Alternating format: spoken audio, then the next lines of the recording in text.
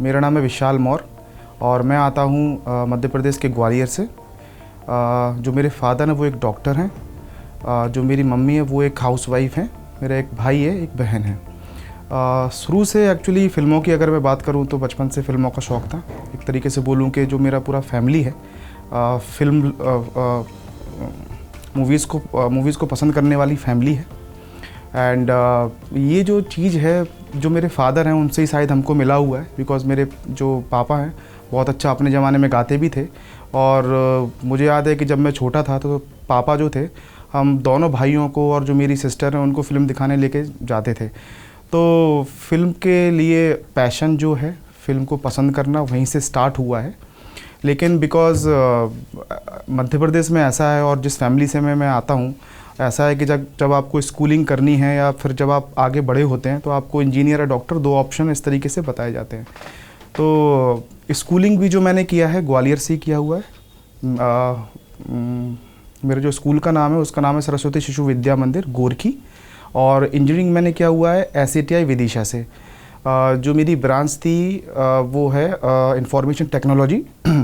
तो स्कूलिंग और कॉलेज करने के बाद जैसा कि सब के साथ होता है, we just move out from the state, because software में मैंने इंजीनियरिंग की हुई है। और अगर मुझे कोई जॉब करना है सॉफ्टवेयर से रिलेटेड तो सब लोग जा रहे हैं, मुंबई जाना है, पुणे जाना है, हैदराबाद जाना है, तो हम लोग भी पुणे आ गए यहाँ पे। पुणे आने के बाद ऐसा है कि बड़ा ही मतलब बहुत ही डिफरेंट काइंड ऑफ माहौल था। जितने भी दोस्त हम लोग थे जॉब ढूंढने के लिए पुणे आ गए थे। 12-15 लोग हम लोग थे। एक 2 BHK में हम लोग रहते थे। तो बड़ा इंटरेस्टिंग था कि हम एक रूम में 4-4 लोग रह रहे हैं और खा रहे हैं, पी रहे हैं। फिर सुबह जब होता था तो पुणे में एक कॉल आता था कि अरे उस कंपनी में वॉक इन है, वहाँ पे जाना है। तो हम लोग अपना रेज्यूमे जो रहता था उसको उठा के चल पड़ते थे। तो बस में बैठ के उस कंपनी तक जाना, वॉक इन में इंटरव्यू देना, फिर वापस आना। और पुणे की अगर बात करूँ तो महाराष्ट्र में तो बड़ा पाव मिलता है, तो बड़ा पाव को खा के पूरा दिन हम लोग चलाते थे। फिर घर पे वापस आते थे, फिर से वही बातचीत करना क्या कैसा हुआ। तो इस तरीके से पुणे में जो हमारा था रूटीन जाता था। तो इसी बीच में कई लोगों का जॉब लगता गया। मैं रह गया था और मेरे अलावा कुछ 3-4 और लोग थे जिनका जॉब सबसे एंड में लगा। तो जब मेरा जॉब लग गया, मेरी जो पहली कंपनी थी उसका नाम था क्वीन स्ट्रीट इंडिया। तो वहाँ मैं जॉब करता था एज ए मतलब सॉफ्टवेयर डेवलपर। तो मैं जॉब तो कर रहा था and I was very happy कि सबका जॉब लगने के बाद अभी मेरा जॉब लग गया है। तो ठीक है, जो हमने पढ़ाई की है और जो चाहते थे वो लाइफ में हो गया है। सो उस टाइम तक डायरेक्शन के बारे में ऐसा इतना कुछ दिमाग में नहीं आ रहा था कि इसको लेके मैं कुछ कैरियर के बारे में बात करूं। बिकॉज एक रहता है ना कि हमने पढ़ाई जिस चीज़ के लिए किया है या फिर इंजीनियरिंग में जिस चीज़ के लिए करके आया हूँ उसका जो लास्ट टारगेट है वो केवल जॉब लेना है। तो जॉब तो मिल गया है, अभी इसके आगे और क्या करना है। सो आई वॉज वेरी हैप्पी।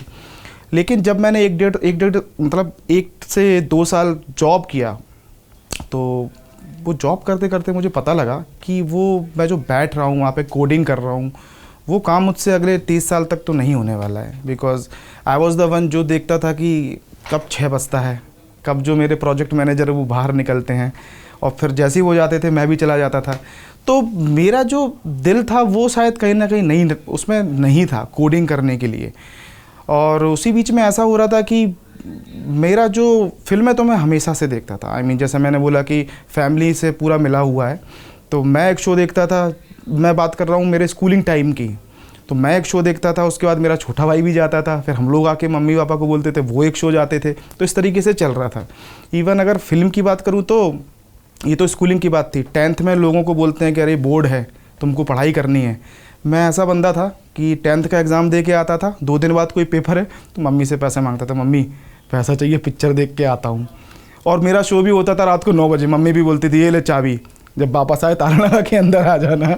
तो इस तरह का माहौल रहा है। तो फिल्म के लिए कुछ ऐसा शुरू से ना घर से कोई मतलब कोई भी ज़्यादा मतलब एक तरीके से परमिशन था, हेल्प था, सपोर्ट था कि ठीक है देख रहा है पिक्चर। तो वो एक माहौल था। लेकिन वो जो एक चीज़ अंदर ही अंदर बैकग्राउंड में डेवलप हो रहा था वो कब जाके मतलब मुझे लगा कि ऐसे कैरियर है वो मतलब मुझे सोचना था एक टाइम तो कि जब मैं जॉब करते करते बोर हो गया मुझे लगा कि ये चीज़ मेरे लिए बनी नहीं है एंड ना मुझे उसमें आगे इंटरेस्ट आ रहा है और ना मेरा मन कर रहा है बैठने को। और क्या मुझे भी ऐसे ही करना है क्या? मुझे लगा नहीं ये चीज़ मेरे लिए नहीं है। एंड मैंने सोच के एक डिसीज़न लिया मुझे अच्छा किस चीज़ में लगता है। मुझे लगा अच्छा तो मुझे फ़िल्म में लगता है, और जो मेरा फ़िल्मों को देखने का नज़रिया है वो पिक्चर के पीछे वाला नज़रिया है कि किस तरीके से वो शॉट टेकिंग है, किस तरीके से एक्टिंग कराई एक्टिंग कराई जा रही है। तो वो जो एक डायरेक्शन वाला जो चीज़ था वो मेरे दिमाग में था, और ये मतलब शुरू से था। जब बचपन से भी मैं फ़िल्म देख रहा था तो वो उस एंगल से ही फ़िल्मों को देखा है कि ये शूट किस तरीके से हुआ है। तो वो जो जब एक चीज़ मेरे दिमाग में आई, कहीं ना कहीं मुझे लगा कि नहीं कुछ चीज़ करनी है तो वो फिल्म ही करनी है और पिक्चर बनानी है। क्या बनेगी कैसे बनेगी मुझे नहीं पता था, बिकॉज जैसे मैंने बोला मेरा कोई बैकग्राउंड नहीं है फिल्म से, और आगे क्या होगा कोई गुरु भी नहीं है, ना मेरी कोई ऐसी शिक्षा है, मैं तो सॉफ्टवेयर वाला बंदा हूँ, कुछ पता नहीं था। मुझे एक टाइम पे डिसीजन लेना था कि मैं क्या करूँ, जॉब छोड़ूँ नहीं करूँ। तो उसी बीच में मैंने मेरी कंपनी से वहाँ से रिज़ाइन कर दिया था। एक और कंपनी थी HSBC GST, जहाँ पे मेरे इंटरव्यू करके मैं हो गया था, मैं होल्ड पे था, मुझे वहाँ पे ज्वाइन करना था। उसी बीच मैंने डिसीजन लिया कि नहीं कुछ और करना चाहिए, मतलब लाइफ को मैं इस तरीके से आगे नहीं लेके जा सकता, and if I am not happy for my next 30 year then वो एक मतलब आगे जाके मैं शायद अपने आप को कोसूँगा कि वो एक टाइम था डिसीजन लेने का, उस टाइम पे लेना चाहिए था। तो मैंने बहुत सोच समझ के फिर, मुझे याद है वो दिन मैंने अपनी मम्मी को फ़ोन लगाया था और मैंने बोला था कि अब जॉब नहीं कर रहा हूँ, मैं छोड़ दिया, करना नहीं है। बोले क्या करेगा? तो फिल्म बनाऊँगा। क्या करूँगा कैसे करूँगा पता नहीं था। जब ये चीज़ हुई तो ऑब्वियसली मैं तो 15 लोगों के साथ में रहता था, तो एक जितने भी फ्रेंड्स थे मेरे वो तो मुझे बोलेंगे अरे पागल वागल हो गया है क्या, तेरा इतना अच्छा कंपनी है, जॉब लगा हुआ है, तू ऐसी बातें कर रहा है, अचानक से जीरो से स्टार्ट करने की बात कर रहा है। तो बहुत सारा क्रिटिसिज्म भी मैंने सहा, एंड ऑब्वियसली कुछ लोग मोटिवेट करने वाले भी थे, कुछ लोग क्रिटिसाइज़ करने भी वाले थे, तो वो एक बैलेंस बना हुआ था।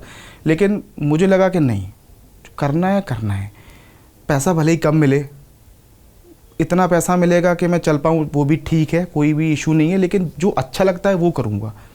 तो वो करते हुए मैंने क्या किया, पुणे में एक इंस्टीट्यूट था जिसका नाम था सीमलेस एजुकेशन, वो वहाँ पे एक फ़िल्म मेकिंग का कोर्स कराते थे। तो मैं वहाँ पे गया, और मैं वहाँ पे इसलिए गया क्योंकि मुझे वो एक एम्बियंस, वो एक माहौल चाहिए था फिल्म मेकिंग को, बिकॉज मैं जिन 15 लोग के साथ रह रहा था उनका माइंडसेट पूरा अलग था, मैं एक अलग डायरेक्शन में चलने का कोशिश कर रहा हूँ।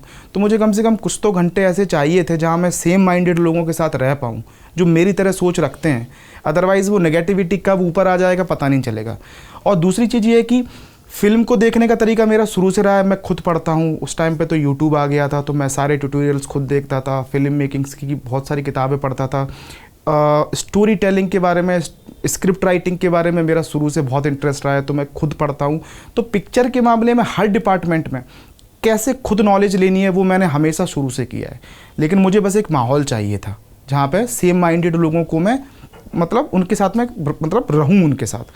तो सीमलेस एजुकेशन में मैं गया और वहाँ से मैंने कोर्स किया, and I thanks to seamless education, उनकी वजह से ही मुझे सबसे पहले जो है स्टार प्लस में एक रियलिटी शो आने वाला था जिसका नाम था महायात्रा, उसमें मुझे मौका मिला। तो जैसे ही वो मौका मिला मैंने उसको तुरंत लिया, एंड आप मानेंगे नहीं, मुझे जब मैंने जॉब छोड़ा उस टाइम पे मुझे कुछ 35 के आसपास कुछ था मेरा सैलरी। जो दूसरी कंपनी था उसमें भी मेरा कुछ 5 या 5.5 का पैकेज हो गया था, तो वो बढ़ के ही था। लेकिन यहाँ पे जो मुझे मिल रहा था वो एक महीने में केवल 6,000 रुपये मुझे मिल रहा था। So if you compare with the software वाला सैलरी दैट वाज नथिंग। लेकिन वो मैंने एक्सेप्ट किया कि नहीं मुझे वो शो करना है एनी हाउ। तो वो महायात्रा मैंने शो किया, लगभग 82 डेज़ वो शो चला, स्टार प्लस का शो था। 2010 में मैंने महायात्रा का स्टार प्लस सीरियल किया, उसमें मैं काम कर रहा था एज ए रियलिटी प्रोड्यूसर। तो वो जो था काफ़ी चीज़ें सिखाने वाला मेरे लिए एक्सपीरियंस रहा, एंड चारों धाम मैंने घूमे, बिकॉज वो रियलिटी शो का कॉन्सेप्ट ऐसा था कि आपको चारों धाम घूमने हैं, 12 ज्योतिर्लिंग घूमने हैं, तो काफ़ी ज़्यादा मैं घूमा। एंड वो 82 डेज़ के बाद जब शूटिंग ख़त्म हो गई, उसके मैं पोस्ट पे भी बैठा, वो भी एक टाइम पे ख़त्म हो गया। उसके बाद मेरे सामने कुछ भी नहीं था। So I was like again back to circle. तो उसके बाद मुझे फिर से कुछ फाइंड आउट करना था। तो वो चीज़ मेरे लिए बड़ी अजीब सी थी। क्या होता है कि जब आप सैलरी करते हैं, कोई जॉब करते हैं, आपके पास एक मंथली एक रोटेशन हो जाता है मनी आने का। लेकिन यहाँ क्या होता है, एक शो ख़त्म हुआ तब तक पैसा आ रहा है, फिर आपको दूसरा ढूंढना है, अगेन फिर से वही स्ट्रगल चालू होता है, आपको बात करनी है, किसी के बोलना है, अपने मतलब एक तरह का नेटवर्किंग आपको करना है। तो वो चीज़ मैंने चालू किया। लकीली कुछ दिनों बाद मुझे एक और शो मिल गया जिसका नाम था सोनी का शो था, मिस यूनिवर्स चल रहा था, वो मैं कुछ दिन के लिए काम किया। उसके बाद फिर 2010 में मुझे याद है कि 25 मार्च की बात है, मैंने ज्वाइन किया था मैं मिस इंडिया जूम टीवी के लिए। तो जब मैंने ज्वाइन किया मुझे याद है कि पहला दिन था मेरा, मैं एडिट रूम में गया हूँ, और वहाँ पे कुछ 3 एडिटर थे, तो पता नहीं क्या हुआ, मैं जाके सीधा देवी के पास बैठा हूँ। तो मेरी फ़र्स्ट टाइम वो मुलाकात देवी के साथ वहाँ पे हुई थी, and it was just like a normal thing कि मैं आया, बिकॉज मैं तो शूट पे था और फिर वहाँ का सारा जो भी था पोस्ट प्रोडक्शन देख रहा था, देवी वहाँ पे एडिटर थे, तो जो एक रिलेशनशिप होना चाहिए उस तरीके से हमारा बातचीत हुआ, काम हुआ। लेकिन धीरे धीरे जब हम लोग आगे काम किए, बातचीत किए, तो एक तरह का बॉन्डिंग हुआ। मुझे लगा कि नहीं, मेरा जो वेवलेंथ है देवी का भी वही है, एंड जो मोटिव है हमारे, मोटिव क्या है कि मैंने जॉब क्यों छोड़ा है, मैंने जॉब छोड़ा है क्योंकि फ़िल्म बनानी है। और जब मैं ये चैनल में काम कर रहा था, मैंने इसके पहले जो वैसे बताया कि महायात्रा किया, उसके बाद मिस यूनिवर्स किया, उसके बाद एक और शो किया जिसका नाम था DPL, डांस प्रीमियर लीग, उसके बाद यहाँ आया। तो मुझे कहीं ना कहीं वो जॉब वाली फीलिंग ही आई कि मैं कहीं से ऑर्डर ले रहा हूँ, कुछ काम कर रहा हूँ, and I am not actually going ahead, मैं कुछ वहाँ पे सीख नहीं रहा हूँ और केवल रिपीटेशन है। तो कहीं मुझे लगा कि मैंने जॉब इसलिए छोड़ी है ताकि एज ए डायरेक्टर मैं अपनी कहानी बोल सकूं लोगों के सामने, तो वो चीज़ मेरा आइडिया था। तो वहाँ पे देवी के साथ जब बातचीत हुई, एक तरह का हमारा जो वेवलेंथ है मैच किया, हमने सोचा कि चलो कुछ बनाते हैं। मेरे पास एक कैमरा हुआ करता था उस टाइम पे, तो एक उड़ियाज़ इन मुंबई करके एक डॉक्यूमेंट्री का आइडिया आया। जब भी हमें टाइम मिलता था हम लोग चले जाते थे लोकल में बैठ के, उड़िया कम्युनिटी जहाँ पे मुंबई में रहती हैं उनको जाके शूट करते थे। वो काफ़ी सारा शूट किया, बट अनफॉर्चुनेटली वो फुटेज में थोड़ा सा वो करप्ट हो गया, तो कुछ हो नहीं पाया। लेकिन हाँ, वहाँ से ये पता चला कि कुछ आगे जो करना है, फिल्म करना है। तो वो शो होने के बाद, मिस इंडिया होने के बाद, देवी वापस चले गए उड़ीसा, एंड मैं चला गया वापस Gwalior, and I was on the hold कि कोई शो आएगा तो आगे कंटिन्यू करूँगा। But then one day Devi called me and said कि Vishal come to Orissa and we are doing a movie here. तो मैंने बोला अरे वाह, it's a good thing, because movie में रहना है, मूवी का एक्सपीरियंस लेना है। तो मैं सीधा आ गया उड़ीसा, एंड 2011 की बात है ये। तो वहाँ पे हिमांशु खटुआ जी का फिल्म का शूटिंग चल रहा था जिसका नाम था माटेरा बंधन। वो हम लोगों ने फिल्म में रहे, उसका पूरा एक्सपीरियंस किया, उस फिल्म का क्या होता है, कैसे होता है। उसके बाद अच्छा एक्सपीरियंस रहा। उसके बाद फिर मैंने देवी ने बोला चलो देवी कुछ कंटेंट है, शो कुछ स्क्रिप्ट है, पिच करते हैं लोगों को। तो हम लोग कई लोगों के पास गए और लोगों को बोला कि फ़िल्म बनानी है, एंड एवरीवन सेड लाइक कि आपने पहले क्या किया हुआ है।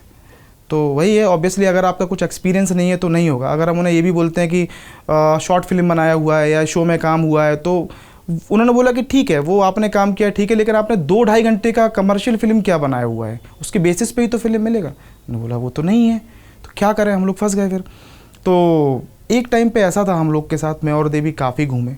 That was the time you know full of the struggle, कि मैं और देवी एक कहीं CDA में रहते थे कटक में, and we use to go to everyone for a, मतलब एक तो इनकम बंद हो गया है, कोई भी प्रोजेक्ट नहीं आ रहा है सामने से, हम दोनों को यहाँ पे सरवाइव भी करना है।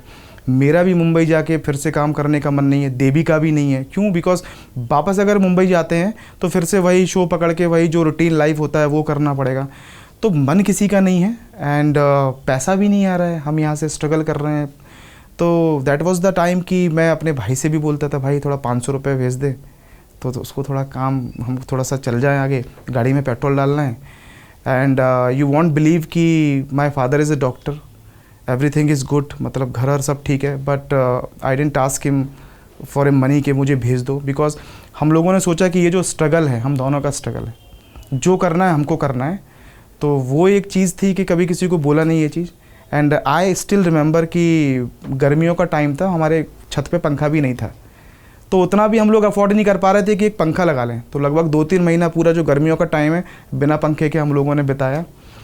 तो वो चीज़ हुई, काफ़ी लोग आए, उन्होंने बोला कि अरे कुछ नहीं है भाई, तुम लोग मुंबई जाओ, इधर क्या कर रहे हो। बट वी सेड कि नहीं, करना है कुछ तो, यहाँ से तो ब्रेक मिलेगा, मुंबई में कहाँ जाएंगे।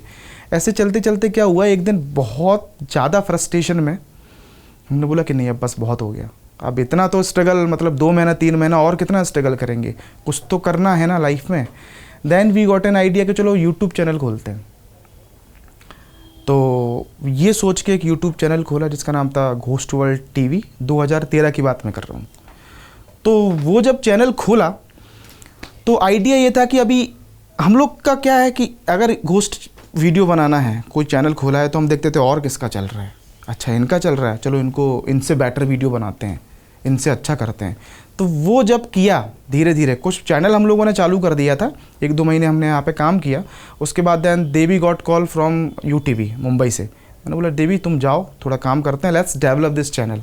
तो मैं चला गया फिर ग्वालियर, देवी चले गए मुंबई। वहाँ रहने के बाद then I just kept on developing that channel. Devi Mumbai से काम करते रहे, और जब वो चैनल ने इतना पैसा देने लगा कि हाँ now we can survive in at some city, Cuttack में कर सकते हैं। मैंने देवी को बोला देवी जॉब छोड़ दो, वापस आ जाओ। फिर से जॉब छोड़ दिया, फिर से हम लोग कटक में आए, उसको डेवलप किया। ग्वालियर में हम लोग वो मतलब कटक में आए, कटक से फिर वो ग्वालियर गए, हम लोग ग्वालियर में बहुत शूटिंग करते रहे। और जब चैनल से ठीक ठाक इनकम होने लगा देन वी थॉट कि चलो अब वो टाइम आ गया है कि हम लोग खुद का पिक्चर को प्रोड्यूस कर सकते हैं।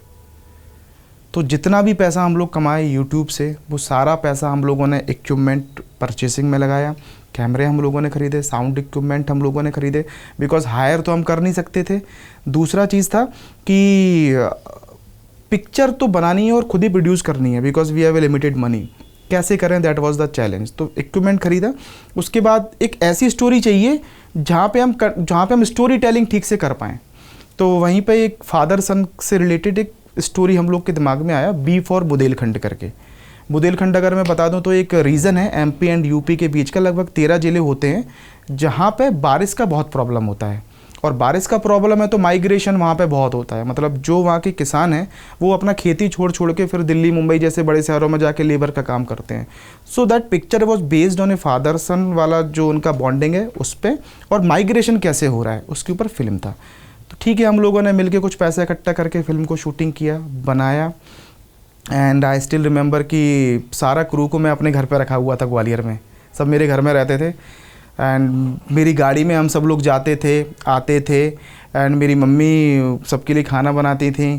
तो उस तरीके से हम लोगों ने पिक्चर को कंप्लीट किया। एंड लकीली वो पिक्चर अच्छा बन गया, ठीक ठाक बन गया। कई फेस्टिवल्स में हम लोगों ने भेजा, वो फेस्टिवल्स में उसको अवार्ड मिले। एंड वी थॉट कि चलो ठीक है, अभी इसको किसी को दिखाया जाए। बिकॉज क्वेश्चन क्या था कि आपने 2-2.5 घंटे का क्या बनाया है। Now we had a product in hand. तो फिर हम लोग वापस यहाँ पे आए उड़ीसा में जाके फिर अनुभव मोहंती जी को भी हमने फ़िल्म दिखाया। एंड उन्होंने बोला कि ऐसा क्यों नहीं बनता है। हमने कहा ठीक है बनाएंगे, कुछ सोचेंगे आगे। फिर इसी रो में फिर आगे फिर बीजू बाबू भी फिल्म हुआ। बीजू बाबू के बाद फिर तो कोरोना, ये 2019 के बाद तो फिर कॉरपोरेट वाला एंड गवर्नमेंट प्रोजेक्ट्स कुछ चलते रहे। उसके बाद देन फाइनली दमन पे हम लोग आए। दमन का जो कॉन्सेप्ट था एक्चुअली अपने आप में अलग कॉन्सेप्ट है। बिकॉज़ यहाँ हम बात कर रहे हैं कि आप कैसे मलेरिया को हटा रहे हैं एक पूरे बड़े रीजन से। तो मलेरिया एरेडिकेशन के ऊपर ये फिल्म है। अब अगर मैं ये टॉपिक किसी को बोलूँगा वो सबसे पहले आपको पागल बोलेगा, कह रहे ये तो डॉक्यूमेंट्री का टॉपिक है, तुम इसमें फ़िल्म कैसे बना सकते हो। सो that was the real thing कि हाँ ये डॉक्यूमेंट्री वाली चीज़ है, एंड जिसमें गवर्नमेंट का एक स्कीम है, गवर्नमेंट का प्रोग्राम है दमन, उस पर हमें एक फ़िल्म बनाना है। सो अब बात यह है कि चीज़ें तो हुई हैं यहाँ पे, राइट। गवर्नमेंट ने काम किया है, जो दमन का जो प्रोग्राम है उसमें जो एम्प्लॉयज़ हैं उन्होंने ग्राउंड पर जाके मेहनत की है। जो जब हम डॉक्यूमेंट्री भी करने गए तो ये चीज़ों को काफ़ी क्लोजली देखा हम लोगों ने कि कैसे मेहनत हो रही है। अभी उन सारे इवेंट्स को हमें फिल्म के थ्रू कैसे बोलें, so that was the major challenge. तो अभी मेरा और देवी का हमेशा मानना ये है कि हमारे पास सब्जेक्ट कोई भी हो, बिकॉज मैं नहीं मानता कि कोई पर्टिकुलर सब्जेक्ट है। जैसे कईयों का होता है ना कि मेरा ये जॉनर है लव, तो मैं केवल लव का फिल्म करूँगा। मुझे लगता है कि हम लोग के साथ वो चीज़ नहीं है। हमारे पास कोई सब्जेक्ट है, हमें लगता है कि उसको अच्छे तरीके से प्रेजेंट किया जा सकता है, then we work on it. तो दमन के साथ भी ऐसा हुआ कि अच्छा ठीक है ये टॉपिक एक है, साउंड कर रहा है डॉक्यूमेंट्री जैसा, लेकिन इसको एक कमर्शियल फिल्म की तरह कैसे हम लेके जा सकते हैं। देन उसके बाद हम लोगों ने उसके ऊपर सोचा, और एक डॉक्टर के माध्यम से हम लोगों ने वो कहानी कहने का कोशिश किया हुआ है। लकीली स्क्रिप्ट अच्छा लिखा हो गया, ठीक है। बट अगेन जो एक उड़ीसा इंडस्ट्री की मैं बात करूं, और अगर मैं बात करूं इवन बॉलीवुड की या जहां पर भी नॉर्मली फिल्में बनता है, एक ऐसी फिल्म जिसमें हीरोइन नहीं है, आइटम नंबर नहीं है, कोई मतलब एक्शन नहीं है, तो अपने आप में थोड़ा अटपटा सा लगता है कि अरे इस तरह की पिक्चर तो चल ही नहीं सकती, आप क्या बना रहे हो, इट्स काइंड ऑफ सुसाइड। और रिस्क तो 100% है वो। एंड रिस्क मेरा और देवी का तो चलो ठीक है, हम लोग कर रहे हैं, एक फिल्म एक स्टोरी बता रहे हैं, लेकिन जो मेरे प्रोड्यूसर हैं उनके लिए तो 100% रिस्क है। तो सबसे पहले तो उनको थैंक्स कि उन्होंने स्क्रिप्ट पे बिलीव किया और हम लोगों के ऊपर भरोसा किया। तो अभी चीज़ है कि स्टीरियोटाइप को तोड़ने वाली बात हो गई है, उन्होंने भरोसा किया इसलिए पिक्चर बन पाई, और जब पिक्चर बनी तो उसके बाद तो ऑडियंस फिर वापस थिएटर में आ रही है। और इससे एक बात प्रूफ होती है कि जो सो कॉल्ड लोग बोलते हैं कि इसमें हीरोइन डालो और इसमें लव एंगल डालो, डांस स्टेप्स डालो तभी पिक्चर होगी, वो ट्रू नहीं है। बिकॉज अब मुझे लगता है कि कंटेंट बेस्ड आजकल हमारा एक्सपीरियंस हो गया है, जो भी हमारी फिल्में हैं हम लोग देखना चाहते हैं मोर रीजनल स्टोरीज़। लाइक अगर मैं साउथ की बात करूं, मलयालम, तमिल, तेलुगू, एंड इवन मुझे तो लगता है कि अभी कोरोना में सबने नेटफ्लिक्स और अमेज़ॉन इतना कंज्यूम किया है कि हम अभी सबटाइटल के साथ हर तरह का मूवी देखते हैं। We don't know hero heroine और क्या है कैसा है, लेकिन हम कंटेंट देखते हैं कि सब्जेक्ट क्या है। तो हमें यही लग रहा था कि हमें एक अच्छा फिल्म बनाना है, ठीक है हीरो नहीं है कोई बात नहीं है, लेकिन क्या हम 2 घंटे तक किसी को बिठा पाते हैं हॉल में। सो that was the first priority. तो उस तरीके से लकली वो फिल्म बना जहाँ पे वो होल्ड रखती है। सो that was the big thing. देखिए एज ए मतलब फिल्म मेकर, लैंग्वेज कभी मेरे लिए मतलब बैरियर नहीं रहा है। मुझे हमेशा लगता है कि story telling is more important, चाहे वो अगर हम उसको हिंदी में करें या फिर उड़िया में करें, वो क्या कॉन्टेक्स्ट निकालती है, वो क्या मैसेज देती है, वो बहुत इंपॉर्टेंट चीज़ है। तो अगर मैं बात करूं अपनी, जैसे मैं तो उड़िया अभी क्या है 2010 के बाद से मैं उड़ीसा में रह रहा हूं, तो काफ़ी कुछ ठीक से मतलब समझ लेता हूं, सुन लेता हूं, लेकिन थोड़ा बोल नहीं पाता हूं। तो जितना मैं समझता हूं उतना मुझे पता लग जाता है कि लोग क्या बोल रहे हैं। तो दमन के साथ भी ऐसे ही हुआ। दमन में क्या हुआ, जो भी मेरा क्रू है, देवी मेरे साथ में है, वो तो ऑलरेडी उड़िया हैं, तो डायलॉग बोलने में करने में कोई भी ऐसा इशू आया नहीं है, बिकॉज फिल्म हमने लिखी हुई है। तो जब हम फिल्म लिखते हैं तो वो हम उसे हिंदी में लिखते हैं, उसके बाद फिर मैं और देवी बैठ के फिर उसका क्या करते हैं, उड़िया में ट्रांसलेशन करते हैं। तो जो मेरे कैरेक्टर डायलॉग बोल रहे हैं, मैं जानता हूँ कि ये क्या बोल रहे हैं उड़िया में, तो वो कॉन्टेक्स्ट और वो पूरा मीनिंग समझ में आता है। और फिर कुछ भी अगर मैं बात करूं कि करेक्शन करना है या डायलॉग को किसी पर्टिकुलर तरीके से बोलना है, उसमें कुछ मैसेजिंग करना है, तो फिर देवी है ही साथ में हमारे, तो वो चीज़ में इतना इशू आता नहीं है। लेकिन हाँ मैं बात करूं कि जैसे जनवाई की आप बात कर रहे हो या फिर उड़ीसा के इंटीरियर के गाँव की बात कर रहे हो, तो जो वहाँ पर ट्राइब्स हैं, अब उनका थोड़ा सा और डिफ़िकल्ट लैंग्वेज हो जाता है, तो ऑब्वियसली लोकल कोऑर्डिनेटर रखने पड़ते हैं उनके लिए, हम जो बोल रहे हैं ताकि वो समझ पाएँ। तो इस तरीके से फिर वो सारा शूटिंग चलता है। देखिए दमन फिल्म करने के बाद जो भी लोग हमें देख रहे हैं या जो फिल्म मेकिंग में अपना कैरियर करना चाहते हैं, उनको मैं बस यही बोलना चाहता हूँ कि आप जो भी प्रोजेक्ट कर रहे हैं, चाहे वो 2 मिनट का प्रोजेक्ट है, 10 मिनट का है, 2 घंटे का प्रोजेक्ट है, आप उसमें एनर्जी सेम रखिए, अपना पैशन ज़रूर रखिए। बिकॉज़ हम जब कर रहे हैं, जो पिछले 10 साल से जितने भी प्रोजेक्ट हम करते आए हैं, हमने कभी इस चीज़ में सेपरेशन नहीं किया कि ये फिल्म है, इसका बजट ज़्यादा है, ये छोटा 2 मिनट का प्रोजेक्ट है, इसका बजट कम है, वो कभी नहीं किया। हम लोगों ने हमेशा 2 मिनट के प्रोजेक्ट को और फीचर फिल्म को सेम एनर्जी, सेम पैशन और सेम एक्साइटमेंट से करने का कोशिश किया है। पहली बात तो ये है। दूसरी चीज़ मैं ये बोलना चाहूँगा कि film making is a art of story telling. सो आपको स्टोरी टेलिंग के बारे में पहले सोचना ज़रूरी है कि आपको जो स्टोरी आप बोलना चाहते हैं वो कैसे बोलना है, कैसे शूट होगा, क्या होगा, that is a secondary part. But आपको बोलना क्या है वो शुरू से लेकर आखिरी तक आपके दिमाग में मतलब क्लैरिटी होना बहुत ज़रूरी है। अगर वो नहीं होगी तो आप कंफ्यूज होगे, और आप कंफ्यूज होगे तो आपका पूरा क्रू कंफ्यूज होगा, और फिर लोग भी कंफ्यूज होंगे। दूसरा चीज़ मैं ये बोलना चाहता हूँ कि जो भी एस्पायरिंग स्टूडेंट है जो फिल्म मेकिंग करना चाहते हैं, उनको कहीं पे स्टोरी बाहर से ढूंढने का ज़रूरत नहीं है, स्टोरी आपके आसपास ही है। तो वो थोड़ा सा एक नैरेटिव आपको रखना है, थोड़ा सा ऑब्जर्व आपको करना है कि स्टोरी हम कहाँ से लाएं। तो मैं अभी कई लोगों को देखता हूँ कि या तो वो कहीं से कॉपी कर रहे हैं, या लिखने के लिए कोई दूसरा फिल्म देख रहे हैं, या फिर प्रॉपर कोई फैंटेसी सोचने में वो सोच रहे हैं कि फैंटेसी सोच लूँ। ऐसा नहीं है। आपको अपने आसपास की लोकेशन, लोग, वहाँ के जो फोकलॉर्स हैं, स्टोरीज़ हैं, लोगों ने इतने अच्छे काम किए हुए हैं, उनको आपको देखना है और वही सारी स्टोरीज़ हैं। ऐसा करने से दो चीज़ें होंगी, पहला कि आप रीजनल सिनेमा को आप प्रमोट कर रहे होंगे, बिकॉज आज का रीजनल सिनेमा का एक्चुअली मतलब लोग उसको देखना चाहते हैं।